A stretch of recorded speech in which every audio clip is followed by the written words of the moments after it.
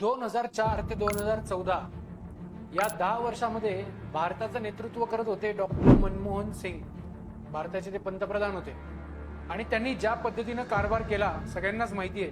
अख्ख्या भारतात प्रचंड भ्रष्टाचाराचे आरोप या सरकारवरती झाले आणि म्हणूनच किंबहुना या सरकारला माहिती होतं की 2014 मध्ये अबकी बार मोदी सरकार म्हणजेच त्यांचं सरकार जाणार आणि भाजपचं सरकार नक्कीच येणार.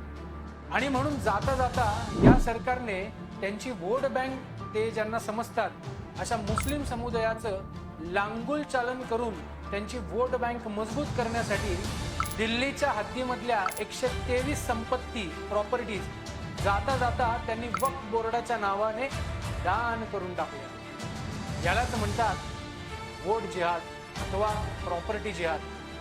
प्रॉपर्टीची लिस्ट डिस्क्रिप्शन बॉक्समध्ये मी अपलोड केलेली आहे, नक्की बघा.